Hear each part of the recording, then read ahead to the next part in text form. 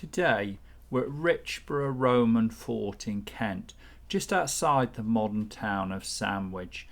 This seemingly large and impressive after 2,000 years, but seemingly some walls and a few basic structures, is actually way more interesting than it looks.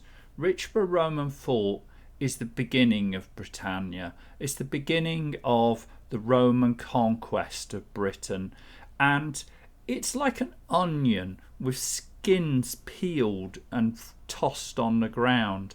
There's 300 years of Roman history, all on show, all visible, all at times difficult to interpret, from the fort there down to the amphitheatre here, which is particularly difficult to see. Can you see the amphitheatre? Well, there's a dip in the ground and you have to trust to the archaeologists that it's there. You can see the overall shape of the amphitheatre, but it is not as clear as perhaps that at Silchester, or even the remains of the amphitheatre, which you may have seen in our video of London's Guildhall. Underneath there's actually the foundations of London's amphitheatre, which would have been later than this. Here we approach down a path towards what seems just to be a very impressive wall. They're about 6 meters high, and it goes the whole way round what we would today call the fort. The town that grew up would have extended past this.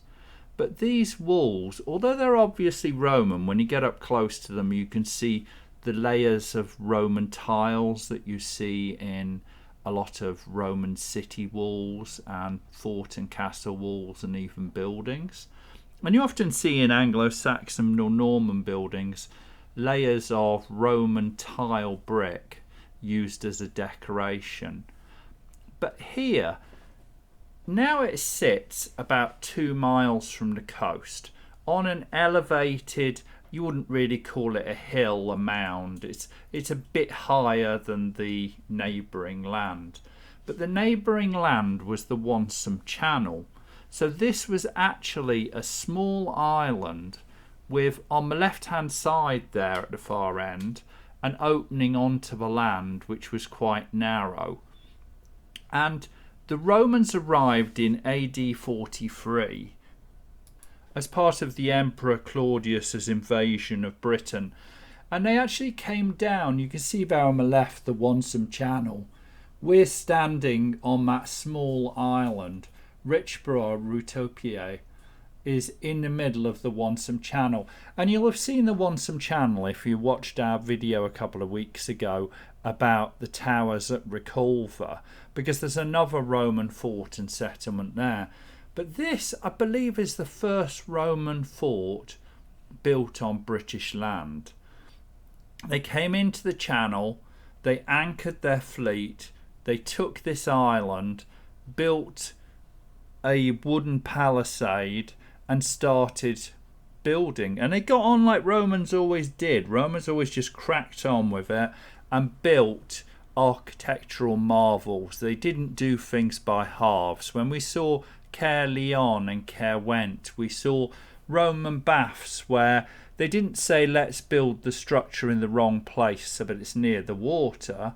They said let's build the structure where we want it and let's pipe the water from the water source a couple of miles away. And the pipes and the baths are still in place. Now, Richborough isn't in as good a condition as elements of Caerwent and Caerleon, but you can still see portions of structures from the whole of Roman Britain, from the walls here, but inside you can see a triumphal arch. Don't get too excited. A church, a hotel, a baths, a Saxon font, and a reconstruction of the wooden gateway. Now these ditches in front of us, These are actually the early ditches built in AD 43, and yes, they didn't survive in that state, but there was a major archaeological dig in 1920s which identified where there were ditches on the inside and outside and what structures were there, and they've been revealed so that you can appreciate what happened here, but it does take a little while to get it. So here, Richborough was an interesting place. It was close to the coast of Europe. It had a nice, safe, shallow harbour effectively in the estuary of the Wonsum Channel, and it also was very near to Watling Street, which went up from Dover to Canterbury, headed up towards London, and then headed off to Rochester. Now, AD 43, they built this earthen and wooden palisade, a rampart and ditches, and we're going to see a reconstruction of that in a little while. Then they settled down here. Soldiers lived here. What initially was a protection for the beachhead became a settlement, a fort, a village, a town, and by AD 90 it was thriving so much they built this monumental arch, which, don't be disappointed when you see it, it's more a monumental mound now, but this is what the arch originally looked like, and you can still see portions of it, and they've helpfully got a small model that children can reconstruct, or budding adults that want to give it a little go. But you can still see the steps at the bottom. They're still quite clearly in show. And the rest of the structure is down to archaeologists figuring out quite what was here. But very unusual. I've never seen an arch like that, even in the state that it's in today, and in anywhere in Britain. Here in the beginning we have a very good little museum which explains the evolution of Richborough from a beachhead through to a thriving town, and then pretty much collapse after the Romans over a period of time, but still there was some habitation, and there was an early Saxon church here. There's a whole bunch of finds from the site. You could see coins on the back wall there from throughout the Roman period. Beautiful little oil lamp there. There's a metal one, there's clay ones, there's different decorations. Quite fascinatingly there. In the middle, you'll see the sort of, it's like an F shape on its side with those two weights. That was used for weighing goods when they were sold. And that bone-shaped piece of metal at the front, it looks like a kind of flattened thigh bone. That is a silver ingot that would have been used by the Roman legionary to carry money. And on the right there is a farming tool. So it was a cutting hook. Think like an early scythe, a small handheld scythe for cutting crops. And there's some beautiful examples of Roman glass. You can see the finery, the great detail, even the millefiori on the piece on the left, which we think of millefiori as one of the most enhanced and supreme forms of glassware. It's still very common in Italy. If you go to Venice on the island of Murano, there's a whole glass museum which gives an excellent display. But actually, I would go to the V&A Museum.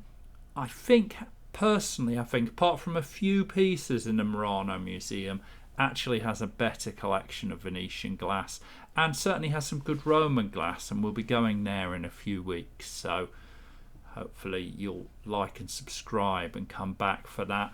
A whole series of pots. These are not all Roman pots, but they're from the Roman period generally. And they come from both Britain, Rome, and across the occupied empire. And really you can see the different styles of pot. All of these are originals, they're not models. An amphora down at the base there. But you can see the different types of clay, firing, glazing, decoration that evolved over a period of time. If you saw our video on the Petrie Museum, Flinders Petrie actually designed the dating system based on pottery, because we look at this and think those are interesting Roman pots, but to the keen eye of the archaeologist, you can actually date the period in which these were manufactured and down to the area and the region, and the dating system was used for that before we had carbon dating. Quite often broken shards of pottery were how we dated a body or a building or a structure or a find of some jewellery like this. So fascinating little pieces of hair clips, decorations. There's tweezers there. Apparently it was a medical tweezers. And some lovely pieces. Very interesting collection of finds from the site. And you can see there a beautiful hair, not a clip, a hairpin, let's say, in a brooch. And on the right there you can see the bangles, which were often used later as a symbol of wealth and importance. And there's different metals and bones and stones used for these decorations. Some quite elaborate. You can see the carving on that piece there. There's some real craft gone into that. And you have to bear in mind all of these are at least 1800 years old, because really when the Romans left, this fort fell out of use by about the 350s. And then there's finds of different coins and iron, which, well, it's seen better days. Bronze Petra handle there with a ram's head. Really beautiful pieces. You can just about make out the ram's head. If you look at it long enough, it comes out. But not the best collection of Roman material you're going to see. I'd certainly recommend checking out the video on the Reading Museum, or obviously the first video on the British Museum where we toured around the Roman section, which is extensive. Even the video is extensive, and we skipped through quite a bit. Beautiful raised relief carving of a god from the Roman period. And there's actually some beautiful pieces, but I think one of the items they like to highlight here, they were even selling a pin badge of, was the god in the next section. Because in this cabinet over here there's a whole collection of the religious life, and if you look in the center there you can see beautiful metal carving, well, not carvings, castings of gods. That one in particular, that is an original, that is not some imagining of an archaeologist. These are original Roman deities. On the right is Minerva, and on the left is Harpocrates, which is Roman god taken from the Greeks.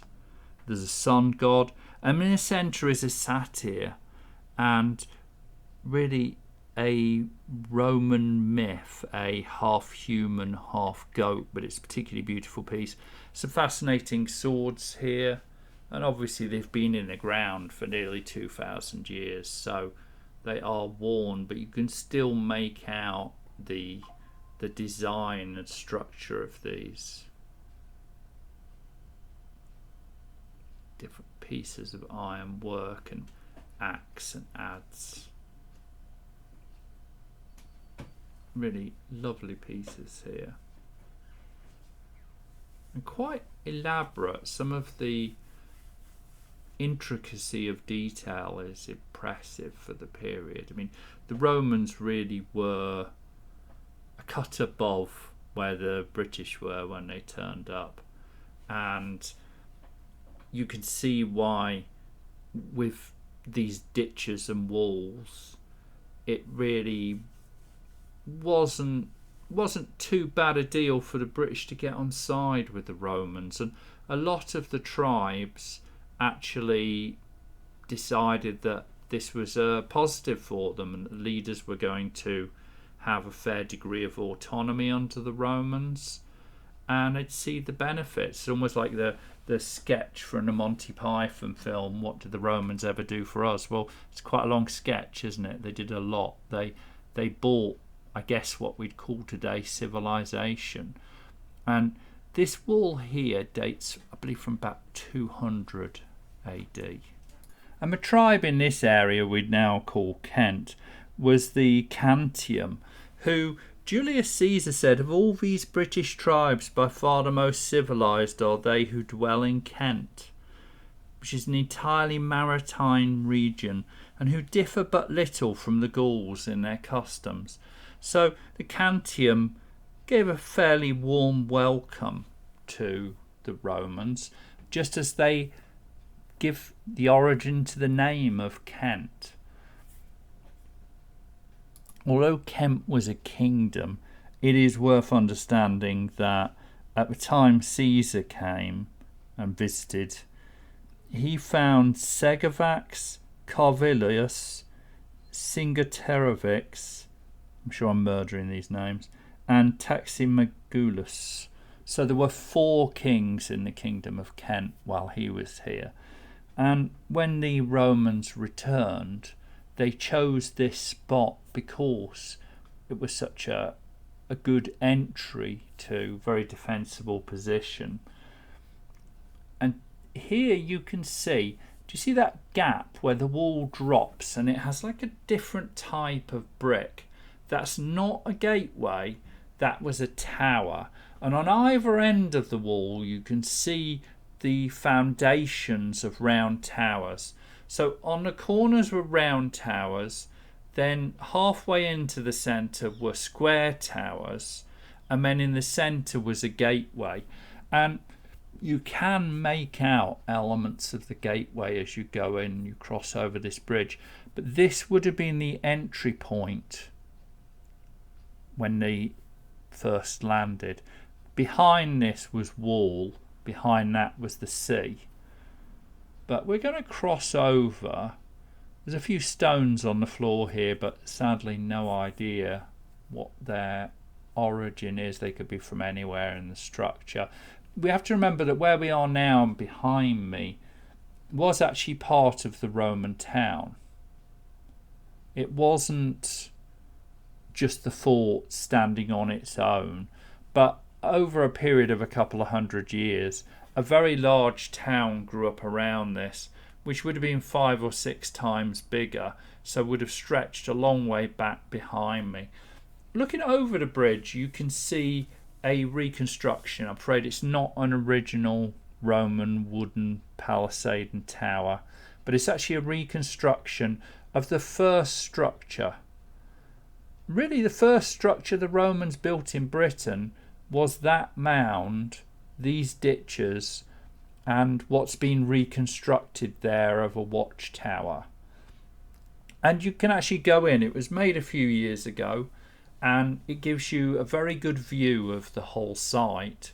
Really, short of being up in a helicopter, it's the best way to understand the site here, and gives you an idea of how they actually turned up and built it, because the Romans arrived knowing they needed a defensible position, and being organised as ever, they brought with them effectively their IKEA version flat pack furniture buildings.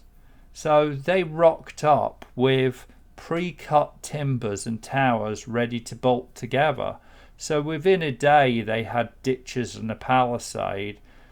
Within weeks they had quite a strong defensible position, which would have been at least the match of any British forts.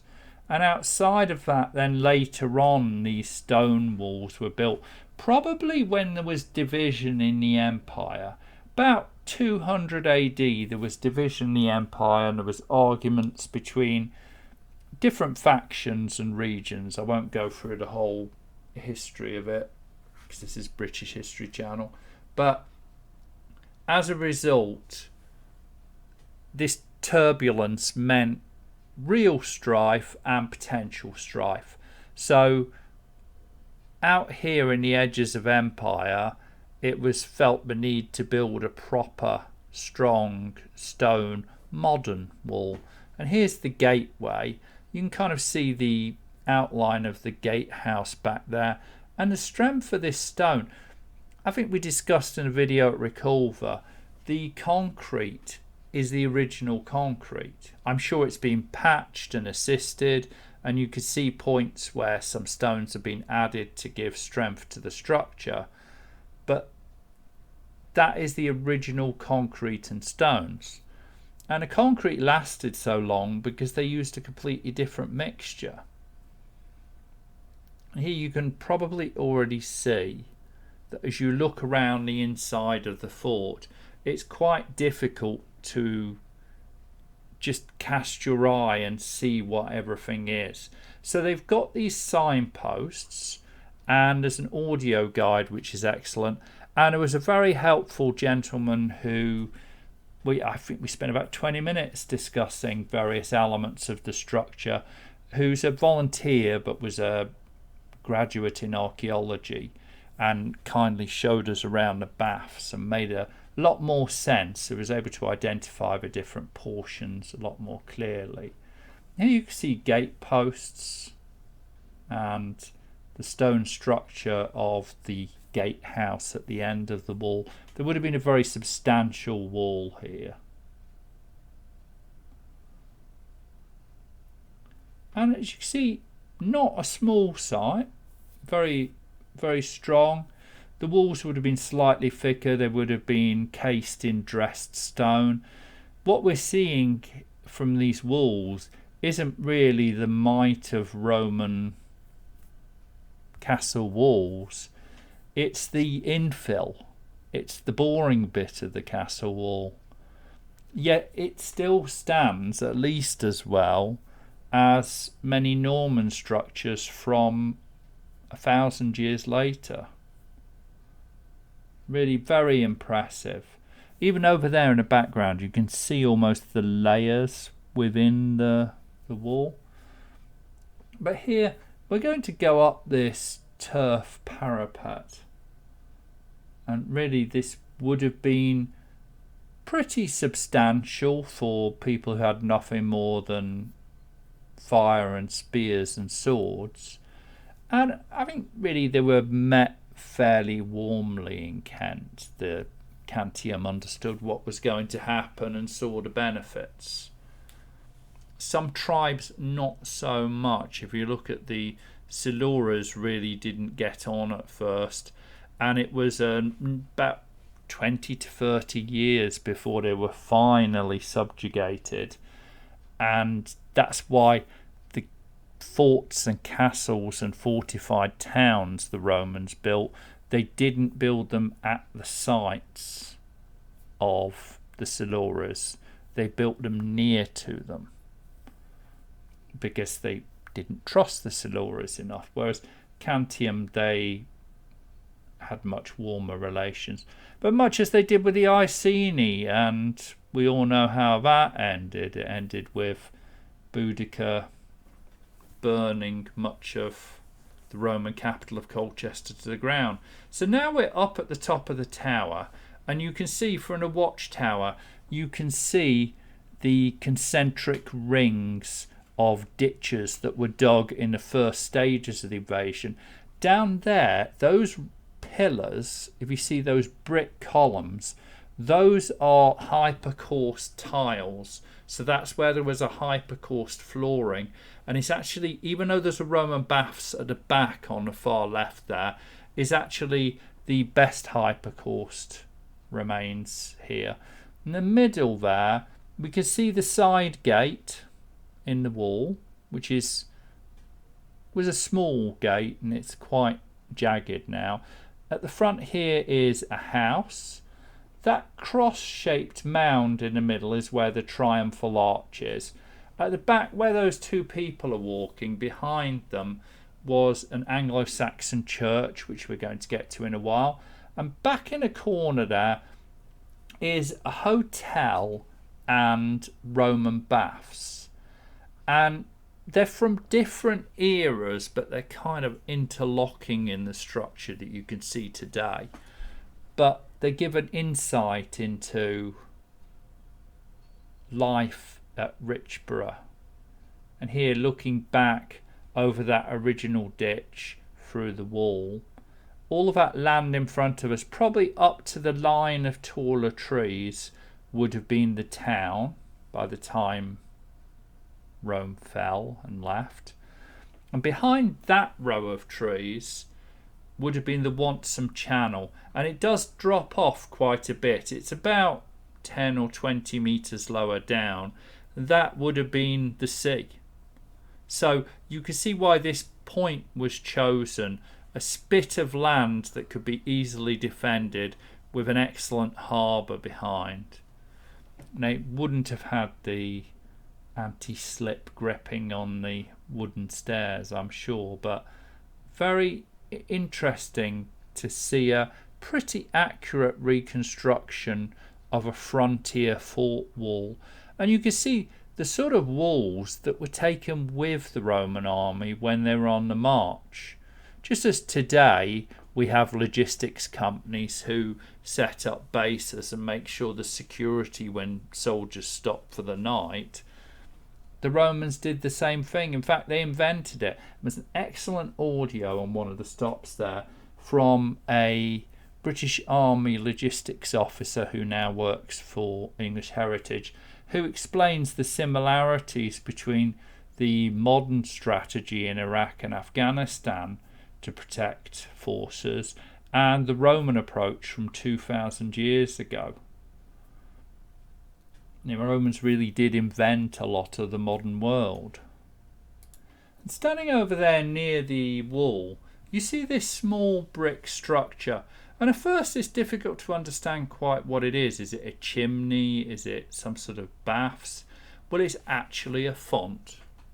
So this font was an octagon-shaped font with the internal portion, the bowl if you like, is that red brick in the centre.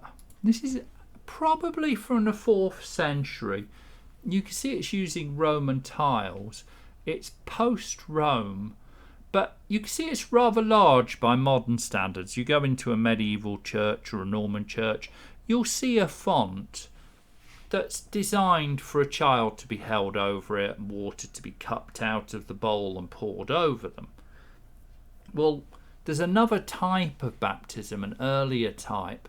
When you're baptizing children, you pour water on a libation on their head. If you go to a Greek Orthodox, you sometimes see a full immersion. But in these early days of Christianity, and Celtic Christianity had evolved here, which was culturally distinct from the Roman Christianity that evolved later and which took over. But down here, this is a full immersion. So this would have been for adults. A bit like baptisms you'll see in the River of Jordan today. And although it's not strictly Roman, I think it's very interesting to see such a unique, as far as I know, I've never seen a baptismal font from this period. It's the sort of thing that gets lost to time. Especially as you can see, it's not built from a single piece of stone like later ones are. It would be easy to misinterpret. You could just think it's a pile of tiles. Much harder to interpret than even the outline of a structure of a building. So the next building we look at over here is a Roman house. And you can make out the rooms, the layout. It's much like the foundations today.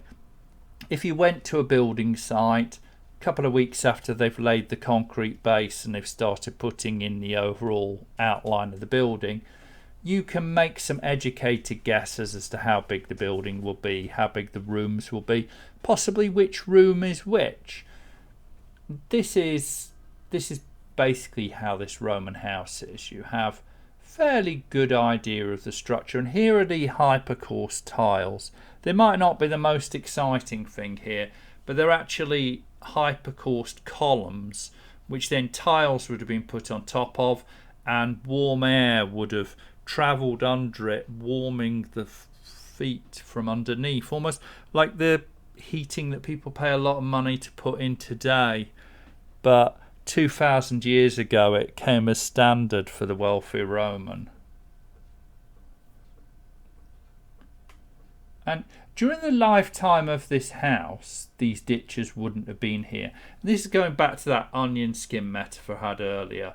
What we're seeing on show here is a whole bunch of overlapping periods of Roman occupation and post-Roman occupation with the church and font, which wouldn't have been on show at the same time. They would have been covered over or knocked and taken out of place.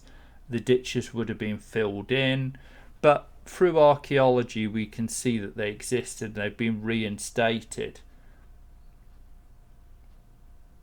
Interesting little house. Reminds me a bit of the Temple of Jupiter, I think it is, just outside of Weymouth. And that is a very small site. You have a square room that was the temple. And you're much better at history than me if you look at that and you think, oh, that's the Temple of Jupiter. Someone had to spend a lot of time digging it to work out quite what it was. But it's a very similar, a bit bigger structure than that. And this would probably be quite a wealthy merchant. It's near to, if you like, the centre of town. There doesn't really seem to have been a forum here. So it was a large town, but not a really large town. And this would have been a wealthy man who could afford this house near the centre. I'm going to make our way over to right here is a triumphal arch. And this is what I meant by the impressive triumphal arch that you shouldn't get too excited about. This was the gateway to Roman Britain, is how it's pitched here. A large arch with steps up, both from the sides and the front and back. So you would walk up some steps and walk through the arch. And it would have stood as a very impressive sight. It's what's called a quadrifon's triumphal arch. One of the biggest in the Roman Empire, certainly in Britain. And it was erected in about AD 85, so a good 40 years after the invasion. But it straddled Watling Street. So one of the branches of Watling Street started at the coast, and you walked into Britain, an entrance to Britannia, through this arch, and then onto Watling Street, which ran out of the gates of Richborough Fort, through the town, and headed over to Canterbury. If you look at a map of Watling Street, it's almost like a trident with three branches meeting at Canterbury. And here you can see it's seen better days. The section in the outside, you can see the outline of the foundations, and you can see the cross-shaped mound which would have had steps up the front of them. So this would have been the walking entrance, almost like the entrance to Disneyland. As you come through, it's the showy ta-da, welcome to Britain. It would have been hugely impressive. And he shows you that 40 years after the initial invasion at this spot, the Romans have really consolidated their power, and they are now in full command of the whole of what today we'd call England and Wales. And this is the entrance, this is the gateway, like entering 18th century lord's gardens heading out towards his house. You might drive down a tree-lined avenue if you think of your sort of Jane Austen world. This was the Roman equivalent. Welcome to Britain. And it's such a shame there's nothing much left of it, but it is worth dwelling on this because it is unique. And yes, you're thinking it's not very important. It's just a pile of stones in a cross shape. But this is the remains. This is the remains of something very significant. Behind it, we have this Saxon church. And this is here because when the Romans left, some of their towns fell completely from use, like Silchester over time. Some went on to be modern towns, like, let's say, Chester or Colchester.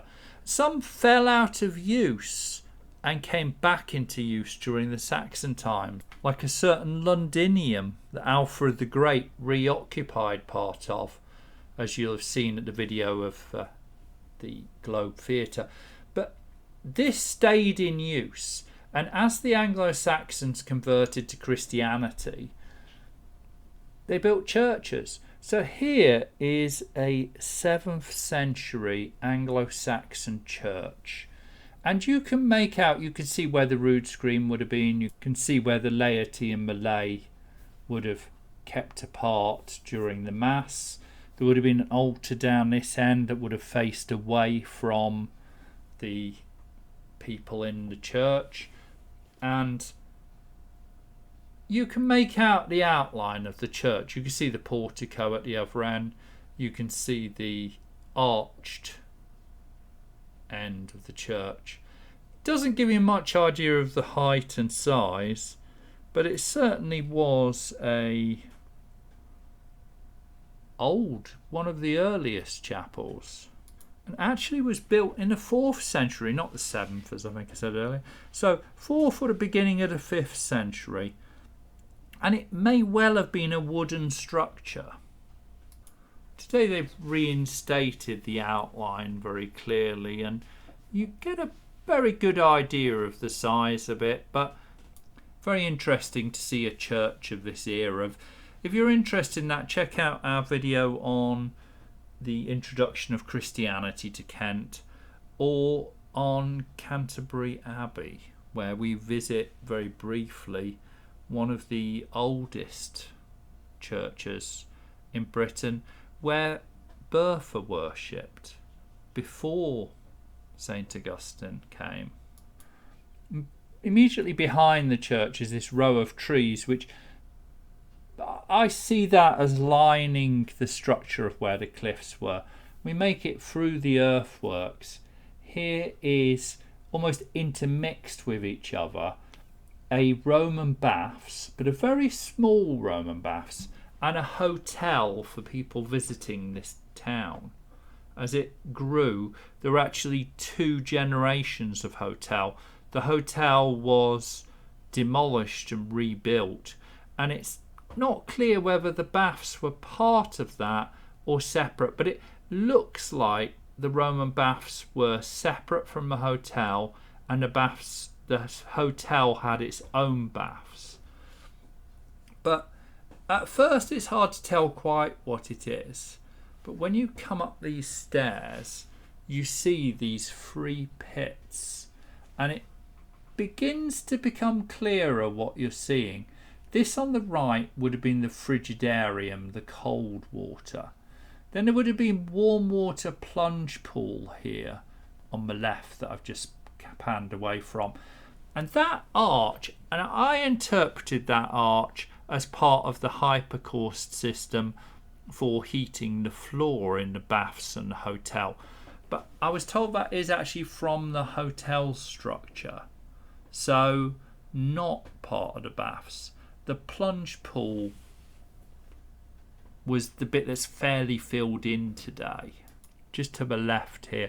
Because the way it worked with Roman baths was you went in, you probably sweated a bit first, then you put olive oil on your skin, and you used a flat, straight, almost blade to clear the dirt and oil from your skin.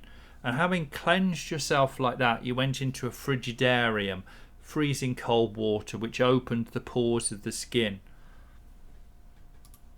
So I guess we could be standing in the Amphitheatre, the changing room. Then you'd have the frigidarium, the cold room, the caladium, a hot steamy room, and the tepidarium, which was water. Think tepid water. And then outside there should have been a paliastra, an exercise yard, or a natatio, an open air swimming pool. Suggestion would be there wasn't an open air swimming pool here. It doesn't seem to be in enough space. If you look at our video of Cerwent and Caerleon in Wales, you'll see a very good example of an outdoor swimming pool and of all the different rooms on a much larger scale and easier to interpret. But this is purer than many. Everyone thinks of the baths, the Roman baths in Bath, and they are stunning. But it's very hard to tell which bits are Roman and which bits are contemporary reconstruction. And the clue is pretty much everything above the water level has been reconstructed. Now, on the one hand, it's left us with a fairly functional, although people aren't allowed to swim in the water there anymore after there was a death, but a functional representation of what a Roman baths was like. However, much of the archaeology or much of the original is obscured, let's say.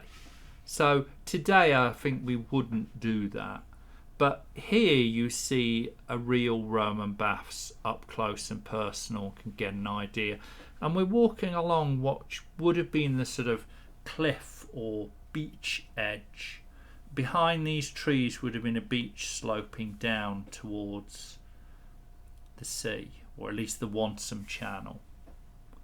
But we're heading out towards the exit now, but we're not quite finished. We've got a little treat at the end. It's not the best preserved amphitheatre, but obviously while we're here we do have to go and look at the amphitheatre.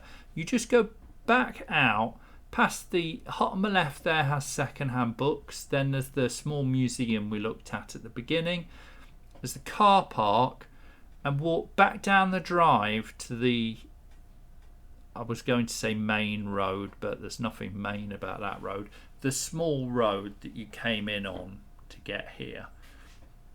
Across the road you'll see a small gate, and then through that gate it's just a couple of minutes round the trees, small path, maybe 150 metres, and you get to the old amphitheatre. And you can't really photograph, you can't really capture the amphitheatre in a photo, but you can get the impression on the land it's actually a lot clearer than it shows up on video. But this is the amphitheatre. Now you can see where we're walking up now is the mound that surrounds the main amphitheatre. So we're effectively going up to the seats where you'd sit and watch the show. And you can see it's fairly high. It would have been a fairly large amphitheatre. There was a dig in 2021 and it actually showed that it had a capacity for probably 5,000 people, and it was built very early on and continued in use from the invasion right through to the end of Roman rule and into the early 5th century. And the arena walls were chalk block from local quarries, plastered and painted a vivid red and blue, which is the first of any Roman theatre in Britain. This is. It's the first amphitheatre, and the carcer or cell in the centre had a wall about 2 metres high so that you could hold animals, criminals, gladiators and contain them before they entered.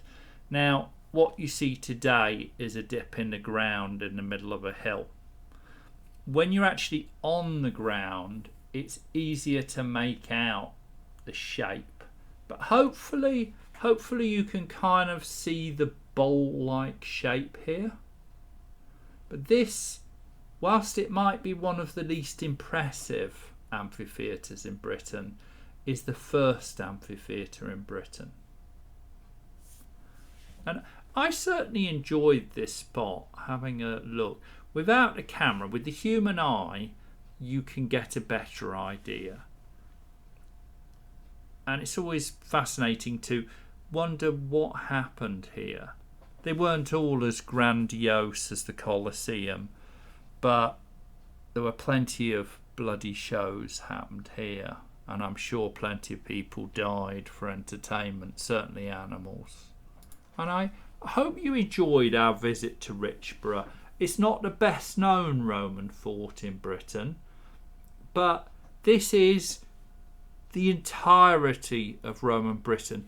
This is the history of Roman Britain from this landing point to it being a small wooden palisaded fort, to it being an established stone fort, to it being a triumphal arch, the beginning of the Great Watling Street, to it being a large town and a declining Roman presence as Roman rule came to an end, and continuing as a Saxon shore fort. So for about 700 years, this deserted, windswept hill above a valley which is now full of industry and houses was a microcosm of both Roman rule and post-Roman life. So our modern world in Britain in many ways started at this spot. I find it fascinating. So I hope that you liked and enjoyed this. Please do like the video, subscribe, and come back next week.